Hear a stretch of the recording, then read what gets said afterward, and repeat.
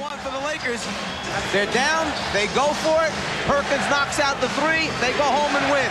Right now, you're talking about Chicago, who is the third best three-point shooting team in the NBA this year, shooting over 36%, having to make that decision. Do you win it on the road with the three, or do you go for the tie and try to go into overtime, understanding that Pippen right now is out of the game? They're shorthanded with one of their key guys. Lakers just took another timeout. They wanted to see what Chicago was presenting offensively, so the Lakers have one timeout remaining. The Bulls do not have any timeouts left. How would you play it? You go for the two first, and if it's not there, attempt the three? With John Paxson on the floor, with Hodges on the floor, and with the ability to put the ball in Jordan's hand in a spread situation, I take the three right now, go for the win, understanding there's two more games back here yet to play, and then go back home for two. Very gutsy from the sideline, aren't we? You go for the three for the win. Now, you see, if I would have said go for the tie, you would have attacked the other way. Absolutely. A reminder, Sunday night, the NBA Finals continue here on NBC at a special time. It'll be 7 p.m. Eastern. Game 4 of the Magic versus Michael showdown from right here in L.A. Lakers and the Bulls continuing their battle for the coveted NBA trophy. Game 4 of the NBA Finals Sunday at 7. Please note that change in time. It'll be 4 o'clock on the West Coast. And then Game 5 here in Los Angeles on Wednesday, 9 o'clock Eastern time. High Point men, Divac 24, Perkins 23, Magic has 22 for Chicago, Jordan with 21, and Pippen with 19. You mentioned Sam Perkins hitting that clutch shot from downtown to give the victory to the Lakers, and then seconds later, Bulls certainly had an opportunity. Michael Jordan, as we flash back off the crossover, a shot that rimmed in and out. And the Lakers came away with the victory in Game 1. Right now, the Bulls electing to take the ball in the backcourt rather than advance it to half court, feeling they have a better chance of getting it into Jordan's hands there than they would if they tried to take it at the half-court line. And the Bulls do not have any timeouts remaining. Craig Hodges, the three-point specialist, has checked in. Here's Jordan on the pull-up. Yes!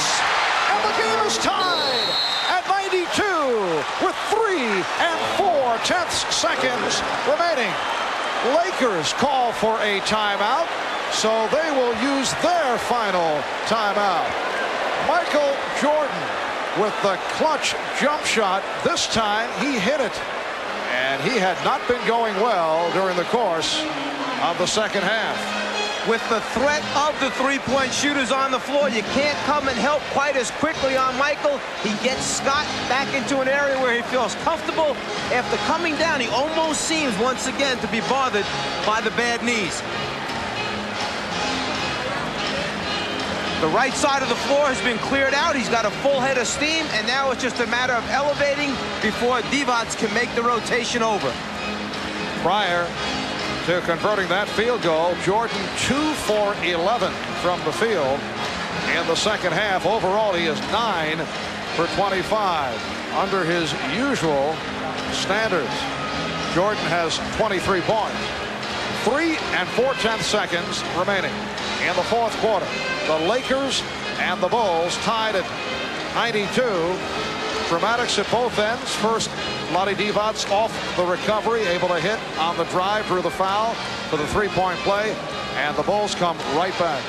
If you're looking at the two teams, the Bulls have more people with the ability to put the ball on the floor and create off the dribble.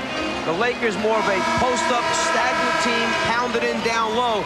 With only 3.4 seconds remaining, you need a guy right now where when he catches it on the inbounds pass with 3.4, that's plenty of time. To give you an idea, you can dribble from baseline to baseline in 4 seconds. So 3.4 is a long time, providing you have someone that can create off the dribble and either pull a defender to pass for an open shot or perhaps take it and score or get fouled.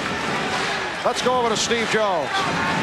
The Los Angeles Lakers spent that entire time out talking about getting the ball inside. They'll go either to Perkins or Worthy. Magic Johnson, inbound passer, most dangerous guy on a return pass. All right, Steve, and Magic will throw in from center court. Both clubs are out of timeouts. Shuffling by the Bulls. Will Perdue has checked in, and he will guard Perkins. Joe Crawford Delay with the game. whistle. Delay game taken by Michael Jordan that time to expose the play that the Lakers were going to run. As soon as Joe Crawford handed the ball to Magic, Jordan got up too close. The delay of game was called. The rest of the players hopefully got a look at the play. Bulls with the delay of game to give. Divac. Jordan knocked it away. Scott got it off. And we go to overtime.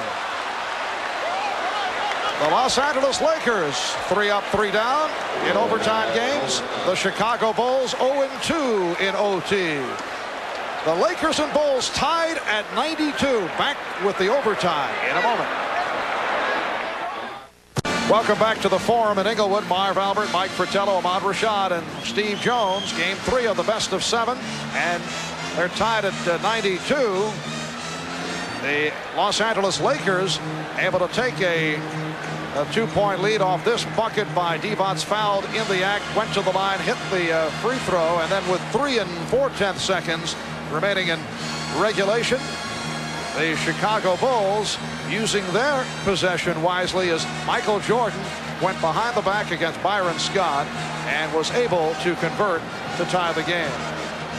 Both players answering with the big baskets at crucial times for their teams. Bulls electing to go for the tie. Let's get it into overtime, and then we'll play from there. It's a new ball game. The Chicago Bulls have come back from a 13-point deficit at one stretch during the third quarter. The Lakers were in the midst of an 18-2 run, but the Bulls closed the third quarter strong, and we are headed to OT. Let's go over to Ahmad. All right, Marv, one thing that's going to bother the Bulls, just during that last play, Michael Jordan hurt the tip of his big toe. They've taken it up, taken a look at it, and it's going to be painful, but he'll try to go with it. Marv? All right, Ahmad. The Lakers were involved with one overtime game in the playoffs. They defeated Golden State 124-119.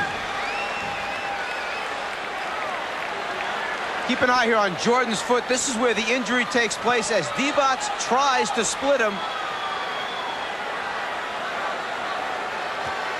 Right there in that little scurry of players is where the injury took place. Mike Dunleavy inserting the rookie Eldon Campbell, who has not played at all this evening for the opening tip. He's trying to preserve Divac, who has 5 fouls. Divac will come on shortly. Campbell winning the tip. Campbell up front with Perkins and Worthy. Johnson in the backcourt along with Scott. Campbell gets it right back out as we get underway in overtime. Campbell rejected. The Lakers came right out and tried the back pick lob play again. This time for Campbell, wasn't quite there. Livingston opens up front with Cartwright and Grant, Paxson and Jordan in the backcourt. Scottie Pippen fouling out at the end of regulation. Here's Jordan, lost control, and the Lakers on the run. Magic dumped it off. Worthy could not handle. Back come the Bulls. Magic Johnson slow to get up. Paxson throws it home. Magic was in a collision at the other end, shaken up, but looks to be all right. Magic, after the dribble penetration, dropped it off to Worthy, thinking James was going to move to the basket. He hadn't made the move, the resulting turnover. 2-point lead for Chicago. Campbell getting inside. And there's the ball reversal that we had talked about early in the game that the Lakers had to get to. They started it in on the right side.